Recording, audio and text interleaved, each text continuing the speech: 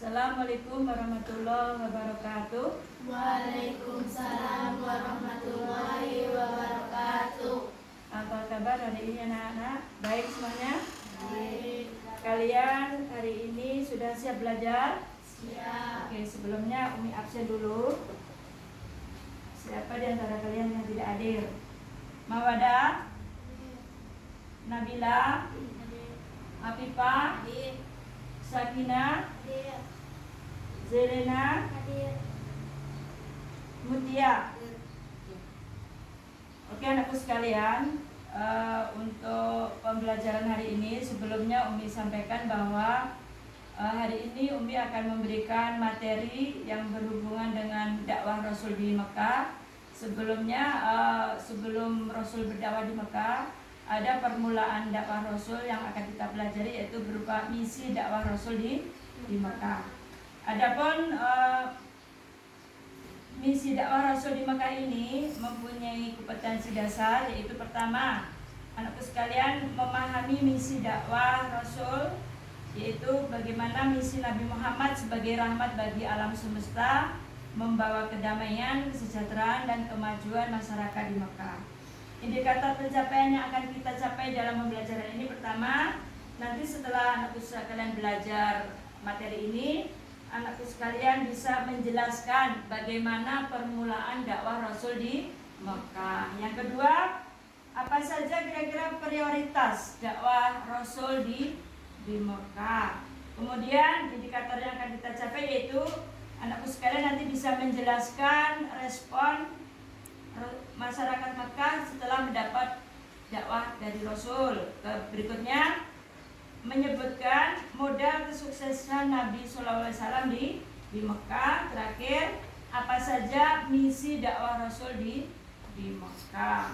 Jadi nanti setelah anakku sekalian saya persilakan nanti melihat video yang akan Ibu tampilkan, dan setelah melihat video nanti ada latihan anakku jawab, yaitu pilihan ganda. Ada 5 ya, dijawab. Setelah itu nanti kita akan melakukan beberapa setelah latihan nanti ada beberapa diskusi yang akan disampaikan. Silakan nanti perhatikan video yang akan Ibu tayangkan.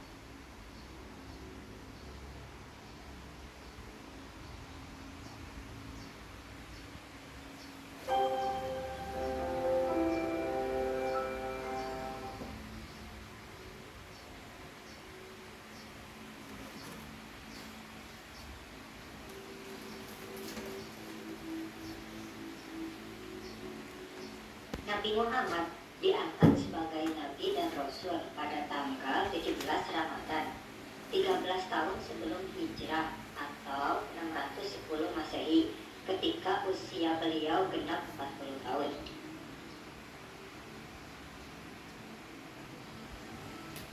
Beliau diangkat ketika sedang bertahanus di Gua Hiro di Jabal Nur yang terletak beberapa kilometer sebelah utara kota Mekah. Boleh sambil ditulis apa yang ada di ini, silakan. Apa aja kira-kira dengan turunnya malaikat boleh sambil Jibril tulis untuk menyampaikan wahyu yang pertama kali, yaitu Quran surat Al-Alaq ayat 1 sampai 5. Iqra Iqra bismi rabbikal ladzi khalaq khalaqal insana min 'alaq Iqra wa rabbukal akram alladzi 'allama bil qalam 'allama al-insana ma lam ya'lam. Turunnya ayat Al-Quran pertama tersebut dalam sejarah Islam dinamakan Nuzulul Quran. Setelah itu turun wahyu kedua, yaitu Quran surat Al-Muddatsir ayat 1 sampai 7. Bismillahirrahmanirrahim. Ya ayyuhal muddatsir, qum fanzir, wa rabbaka fakabbir, wa thiyabaka fatahhir, wa rujza fahjur, wa la tamnun tastakthir, wa lirabbika fasbir. Surah Al-Muddatsir berisi perintah Allah Subhanahu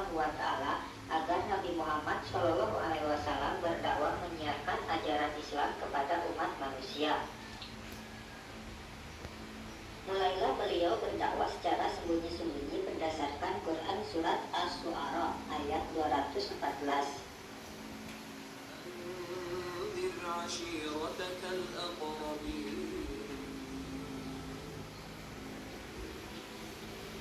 Sejak itu, mulailah Nabi Muhammad Shallallahu Alaihi Wasallam berdakwah kepada keluarga dan sahabat-sahabat terdekatnya. Beliau menjadikan rumah Al-Arqam bin Abil Arqam Al-Makhzumi sebagai pusat kegiatan dakwahnya. Pada periode awal, kerabat Nabi yang menerima dakwahnya antara lain istrinya, Siti Khadijah sebagai wanita pertama yang masuk Islam. Lalu sepupunya Ali bin Abi Thalib sebagai orang yang pertama masuk Islam dari anak.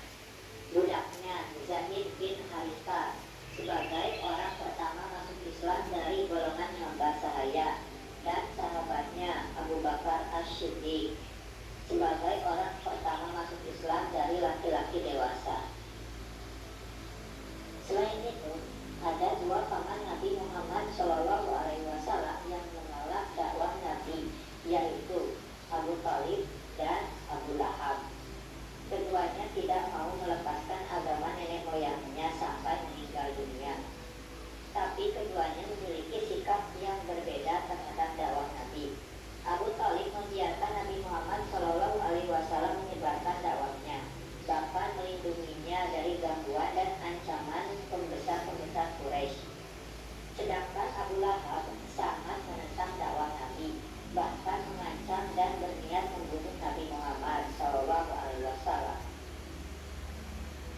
Allah Subhanahu Wa Taala mengabadikan cerita Abu Lahab di surat Al-Lahab. Selama 3 tahun Nabi Muhammad Shallallahu Alaihi Wasallam berdakwah secara sembunyi-sembunyi. Kemudian turunlah Quran surat Al-Hijr ayat 94 yang memerintahkan berdakwah secara terang-terangan.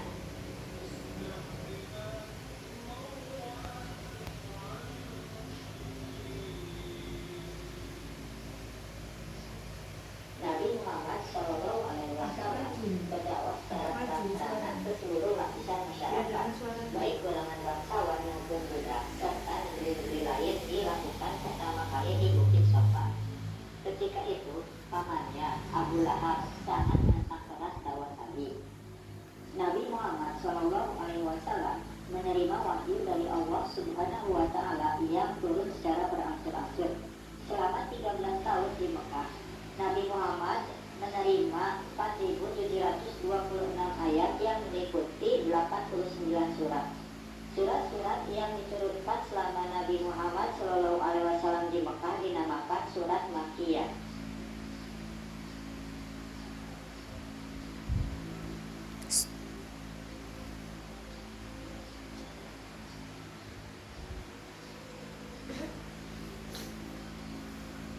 Oke anakku sekalian, setelah melihat dakwah, permulaan dakwah Rasul tadi, Umi akan memberikan beberapa pertanyaan. Siapa kira-kira yang bisa menjawab, atau mungkin kalian tanyakan kepada kawan kalian apa yang bisa kau tangkap. Misalnya Mawadah, tentang apa yang bisa kau tangkap dari cerita tadi? Ya, kira-kira permulaan Rasulullah berdakwah itu, Rasulullah berdakwah pada umur berapa? 40 tahun. Di mana? Di Gua Hira, betul. Di Gua Hira, tepatnya tanggal berapa? 17 Ramadan. Ya, ini sebelah sini. Itu dulu. Lili, kalau pas Ya. Oke, dari materi tadi, anakku sekalian, permulaan dakwah ini, kira-kira siapa malaikat yang menyampaikan wahyu di Gua Hira? Malaikat Jibril, bagus. Kemudian surat apa yang disampaikan Rasulullah pertama kali di Gua Hira oleh malaikat Jibril? Siapa yang bisa? Silena coba. Silakan bacain.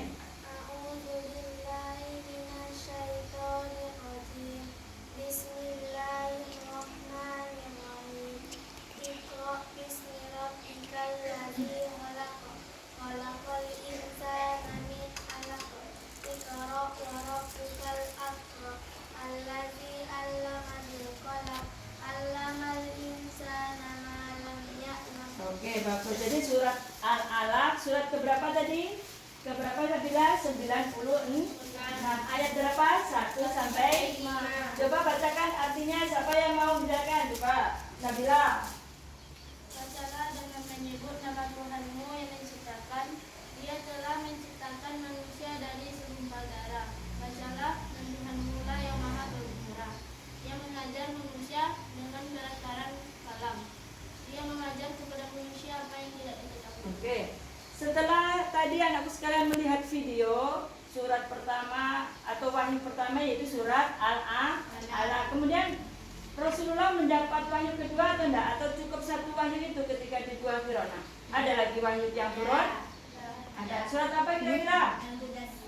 Siapa yang bisa baca surat Al-Mudaththir? Afifah, silakan dibaca surat Al-Mudaththir seperti apa? A'udzu billahi minasyaitonir rajim.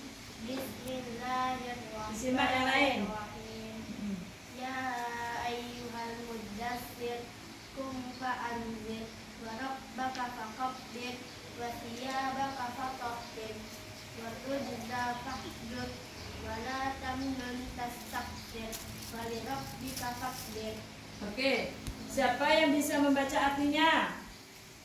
Mutia, coba Mutia baca arti surat Mudaththir.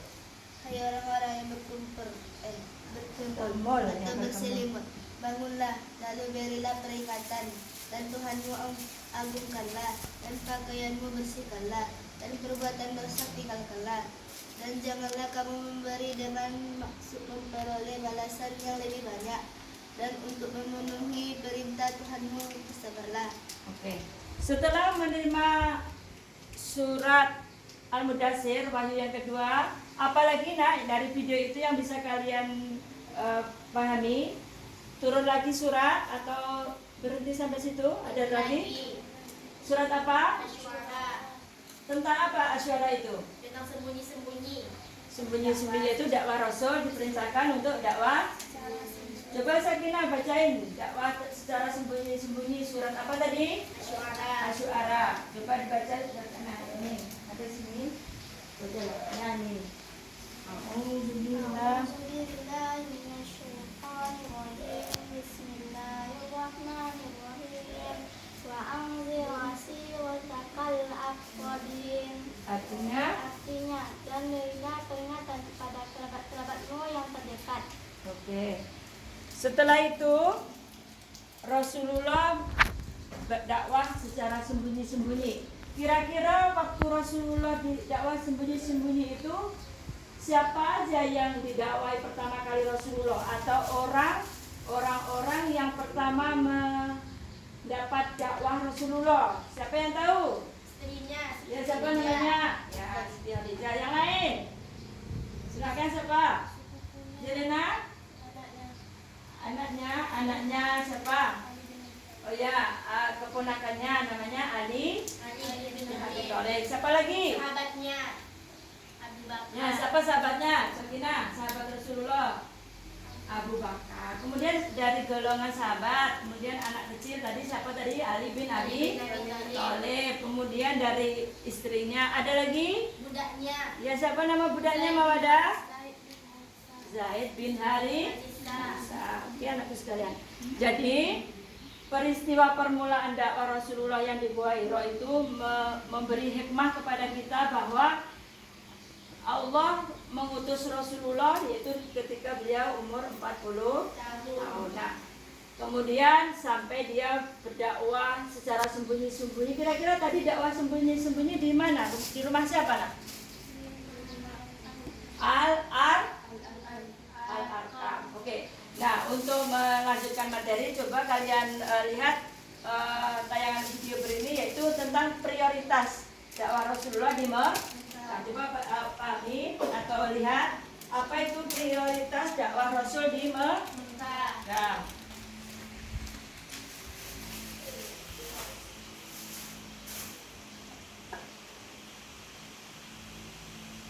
Nah, ini prioritas dakwah Rasul, kalian simak baik-baik. Silakan. Terdapat suatu kepercayaan berbagai Tuhan, seperti menyembah berhala, menyembah bulan dan bintang, menyembah jin, ruh dan arwah nenek moyang, dan ajaran yang lainnya. Sementara itu, Islam datang dengan membawa ajaran tauhid, menyembah hanya kepada Allah yang Maha Esa, tak beranak dan tak diperanakan. Nabi Muhammad SAW mendapat tugas mengajak masyarakat Mekah untuk menyembah Allah Subhanahu wa Ta'ala, Tuhan yang Maha Esa. Ajakan Nabi Muhammad SAW bertentangan dengan kondisi masyarakat Mekah yang menyembah berhala. Masyarakat Arab pra-Islam tidak percaya kepada hari kebangkitan, hari pembalasan, sampai ada di antara mereka bertanya-tanya, mana mungkin tulang-tulang yang sudah hancur dapat dibangkitkan dan dihidupkan kembali.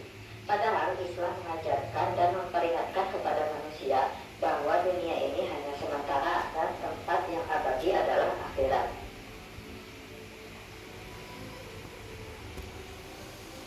Islam selalu mengajarkan perbuatan terpuji, seperti menolong sesama manusia, melarang melakukan fitnah, mengambil hak orang yang bukan miliknya sendiri, melarang mabuk-mabukan, melarang perzinahan, melarang penguburan bayi hidup-hidup, dan ajaran terpuji lainnya.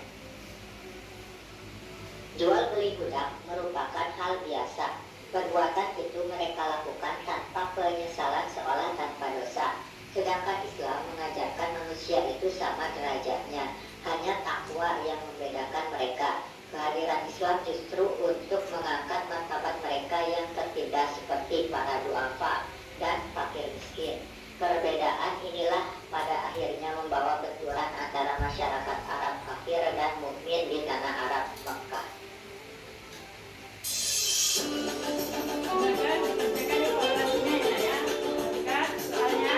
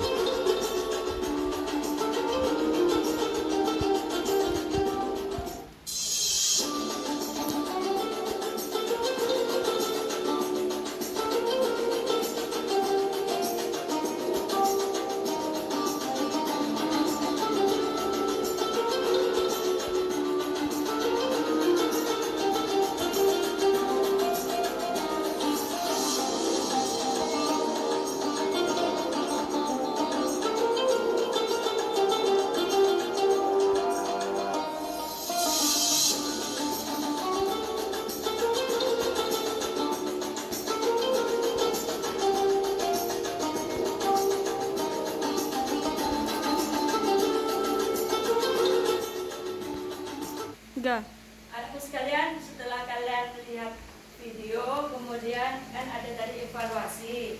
Coba Upi akan menanyakan kepada kalian soal pertama tadi yang berhubungan dengan wahyu pertama. Wahyu pertama yang diturunkan Rasulullah yaitu apa tadi jawabannya? C. C apa itu? Al-Alaq ayat 1-5. Siapa yang jawabannya C? Tunjuk tangan. Semuanya? Betul semua. Sakinah C juga? Oke. Sekarang yang kedua tadi. Cara Rasulullah berdakwah secara apa jawabannya? B. B. Apa tadi? Terang-terangan dan Sembunyi-sembunyi. betul. Anakku betul semua toh? Oke, pintar. Yang ketiga tadi surat yang menyatakan bahwa Rasulullah diperintahkan dakwah sembunyi-sembunyi itu apa tadi? Yaitu surat Asy-Syu'ara ayat 214. Asy-Syu'ara ya, dakwah sembunyi-sembunyi ayat Syu'ara ayat 214. Jawabannya apa tadi? Betul. Yang keempat, ada sahabat Rasulullah yang rumahnya dijadikan tempat dakwah. Jawabannya apa tadi? Yaitu siapa? Betul semuanya. Terakhir, tadi ada salah satu paman Rasulullah, dia mendukung dakwah Rasul tetapi tidak masuk Islam. Apa jawabannya tadi? Jadi siapa? Oke anakku sekalian, kalian sudah memahami dari video belajar. Nah, sekarang kita akan berdiskusi. Silakan jadi dua kelompok ya. Kelompok pertama Mawadah, Mutia, Zelena satu kelompok. Jadi apa? Tempat duduknya taruh di sini. Apa menggerombol itu mengelompok. Zelena, Mutia, tempat duduknya taruh sini. Sama dengan Nabila, Sakinah, Afifah sini satu kelompok.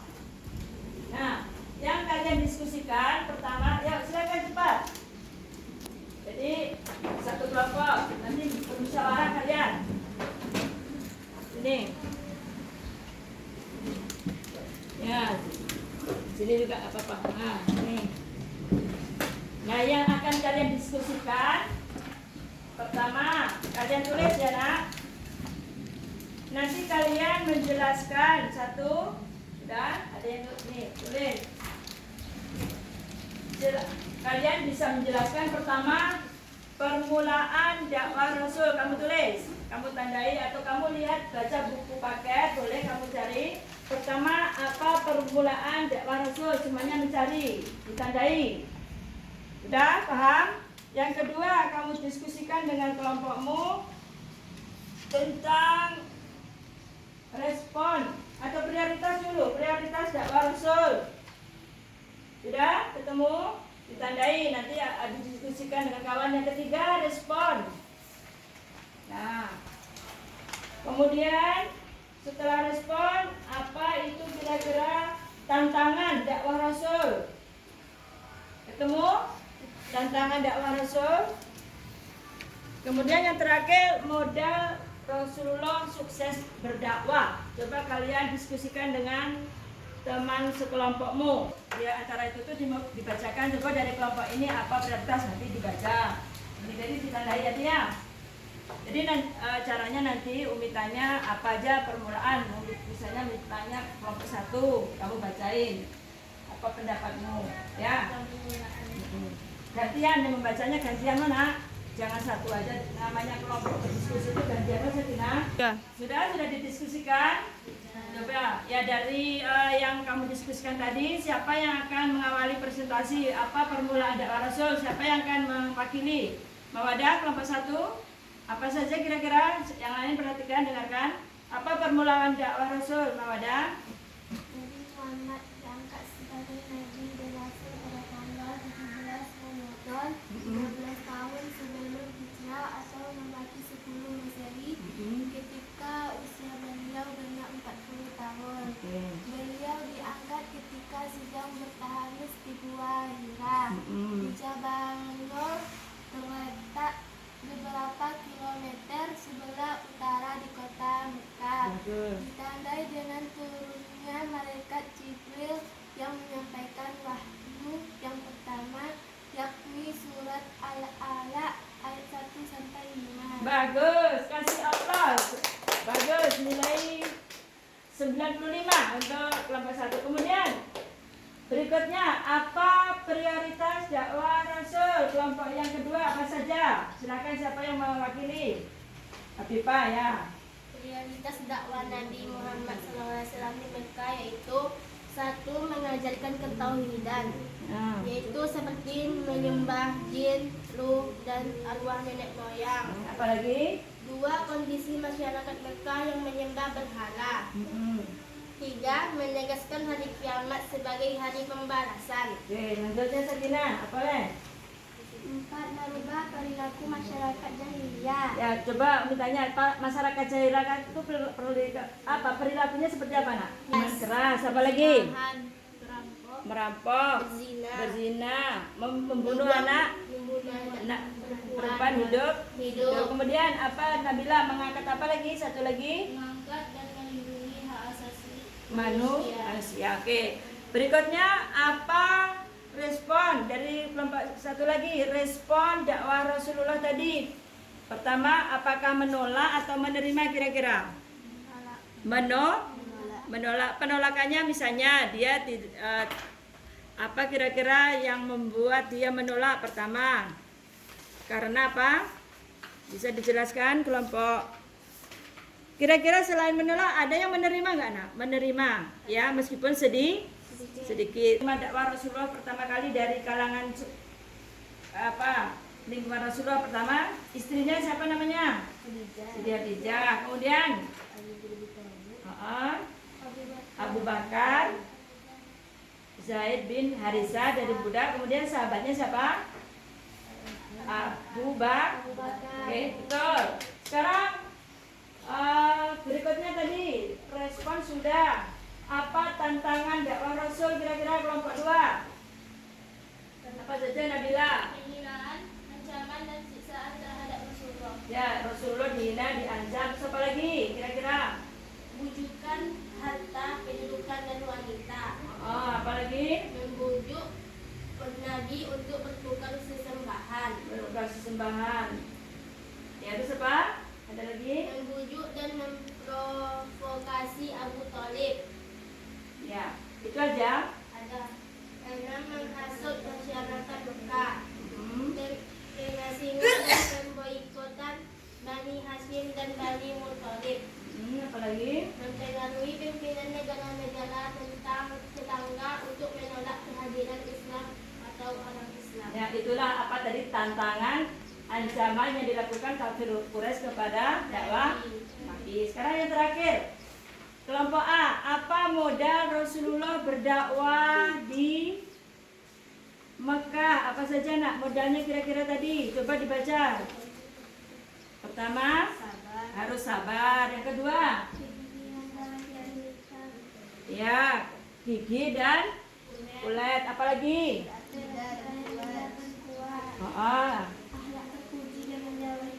Oke. Alhamdulillah, ada lagi? Oke, baiklah anak sekalian. Silakan perhatikan ke Bapak tulis. Jadi nanti untuk pembelajaran hari ini kita cukupkan sekian. Kita simpulkan bahwa mari kita simpulkan. Pertama, Rasulullah berdakwah pertama yaitu setelah turun surat Al-Alaq, yaitu 1-5 diturun oleh malaikat Jibril. Kemudian yang kedua mulai berdakwah sembunyi-sembunyi. Kemudian permulaan dakwahnya yaitu dilakukan di rumah Al-Arqam terhadap keluarga terdekat dari istrinya, siapa tadi? Siti Khadijah, kemudian sahabatnya Abu Bakar, budaknya Zaid bin Harisah, kemudian ada juga keponakannya Ali bin Abi Thalib. Setelah berdakwah secara sembunyi-sembunyi, kemudian Rasulullah dinyatakan dakwah secara terang-terangan yaitu setelah turun surat apa tadi? Al-Hijr. Ada suara tadi? Al-Hijr. Apa tadi? Apa surat Al-Hijr tadi? Untuk berdakwah secara terang-terangan. Oke, terang-terangan. Nah, dakwah terang-terangan itu dilakukan pertama kali di mana, Nak? Di Bukit Sofa, ya, Sofa. Jadi dari itu, oke. Kesimpulannya bahwa dakwah Rasul itu formulanya itu prioritasnya dari ketauhidan, terus adanya hari pembalasan, apalagi kemudian apalagi kesetaraan derajat dan sebagainya. Responnya apa tadi? Responnya ada yang menolak, ada yang menerima. Kemudian modalnya apa tadi? Modal dasar tadi Rasul berdakwah ada sabar, apalagi mau ada ular, gigi, apalagi terus akhlak terpuji termasuk. Oke, apalagi kesetaraan derajat. Nah, alhamdulillah pembelajaran hari ini kita tutup dengan bacaan hamdalah. Alhamdulillahirabbil alamin. dipelajari di rumah, dan materi pelajaran yang akan kita sampaikan besok yang akan datang yaitu pola dakwah di Madinah. Anak sekalian, kita cukupkan sekian. Ada kurang lebihnya Umi dalam menyampaikan, Umi minta maaf yang sebesar-besarnya. Assalamualaikum warahmatullahi wabarakatuh. Waalaikumsalam warahmatullahi wabarakatuh.